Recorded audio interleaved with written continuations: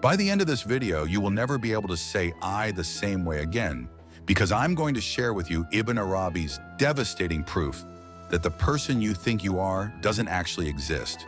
This isn't philosophy. This isn't theory. This is a truth so profound that it made him the most controversial mystic in Islamic history. If you're ready to question the very foundation of your identity, hit subscribe now, because what I'm about to reveal will dissolve the illusion you've been calling yourself your entire life. Imagine spending decades perfecting yourself, your character, your knowledge, your spiritual practices, only to discover that the self you've been working on is nothing more than a shadow on the wall. This is exactly what happened to Muhyiddin Ibn Arabi in the 13th century. He was already recognized as one of the greatest spiritual masters of his time. He had written hundreds of works on mysticism, guided thousands of students, and experienced profound states of consciousness that most people couldn't even imagine. But then came the moment that shattered everything he thought he knew about existence.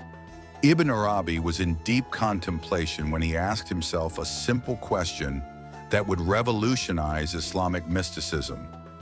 Who is the one who experiences these spiritual states? Who is the one who seeks God? Who is this I that claims to love the divine? As he investigated this question with the precision of a master logician, he made a discovery that terrified and liberated him simultaneously. He couldn't find anyone there.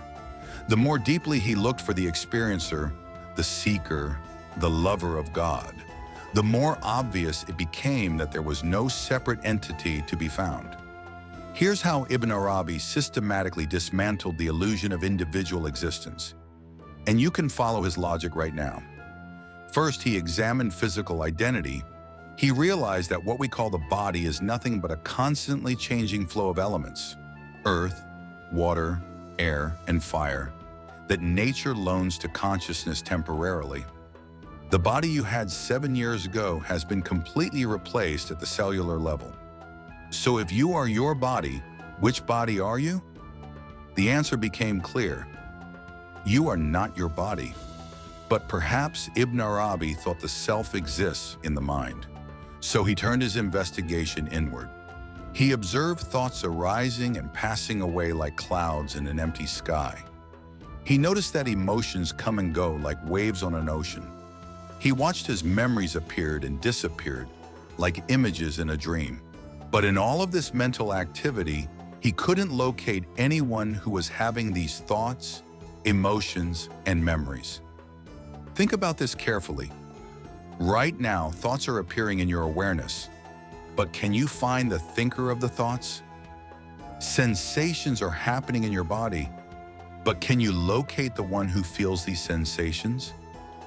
Ibn Arabi discovered that the more closely you look, the more obvious it becomes that thoughts think themselves, sensations sense themselves, and experiences experience themselves.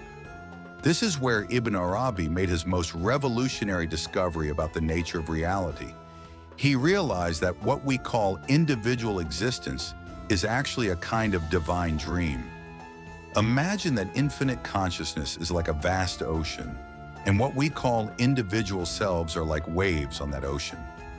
The wave appears to be separate from the ocean. It has its own shape, its own movement, its own temporary existence. But when you look more closely, you realize the wave is nothing but the ocean expressing itself as a waveform. The wave has no independent existence apart from the ocean that it is. Ibn Arabi saw that human beings are exactly like these waves. We appear to be separate individuals with our own thoughts, feelings, and experiences. But when you investigate closely enough, you discover that individual consciousness is nothing but divine consciousness, expressing itself in the form of apparent individuality. In his most famous teaching, Ibn Arabi declared, "Wherever you turn, there is the face of Allah." But he didn't mean this metaphorically. He meant that literally everything you experience, including the experience of being you, is divine consciousness appearing as the world of form. What's remarkable is that modern neuroscience is beginning to validate Ibn Arabi's insights. When researchers study the brain during profound mystical experiences, they find that the area responsible for creating the sense of separate self, the default mode network, shows dramatically reduced activity. Advanced meditators show brain patterns suggesting they've learned to function from a state of consciousness that transcends the ordinary sense of individual identity. What Ibn Arabi understood through direct mystical realization 800 years ago, contemporary consciousness research is now mapping through brain imaging technology. But Ibn Arabi went even deeper. He asked, if individual selves don't really exist, then who is asking these questions? Who is having this realization? Who is dissolving into divine consciousness? And this led to his most mind-bending insight. The very questioning itself is divine consciousness investigating its own nature through the apparent form of individual inquiry. God is not separate from creation, looking down at it from the outside. God is the very fabric of existence itself, experiencing reality through countless apparent perspectives. You are not a separate being having an experience of the divine. You are the divine having an experience of apparent separation. The seeking is divine consciousness seeking itself. The finding is divine consciousness recognizing itself.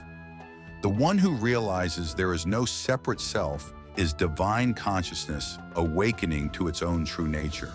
So how does this transform your daily experience? How do you live from this understanding rather than just thinking about it intellectually?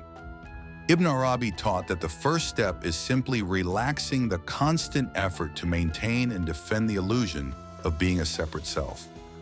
Notice how much energy you spend throughout the day thinking about me and my problems and my future. What if you could let that burden go? Start paying attention to the awareness in which all experiences arise and pass away. Notice that whether you're happy or sad, successful or struggling, that aware presence remains unchanged. That unchanging awareness is not something you possess. It's what you actually are beneath the story of individual identity. When Ibn Arabi fully integrated this understanding, he didn't become less human. He became truly human for the first time. He didn't lose his personality. He discovered what personality actually is when it's no longer mistaken for ultimate identity. He didn't stop functioning in the world. He began functioning as an expression of the divine intelligence that moves all things.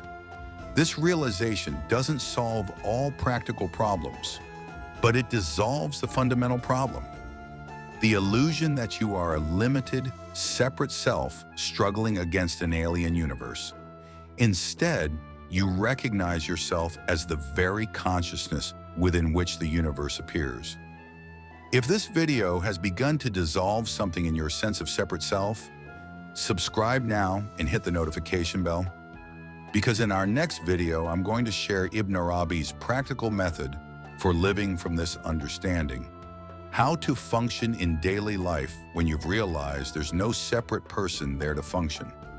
Until then, remember Ibn Arabi's most liberating insight. You are not in existence. Existence is in you.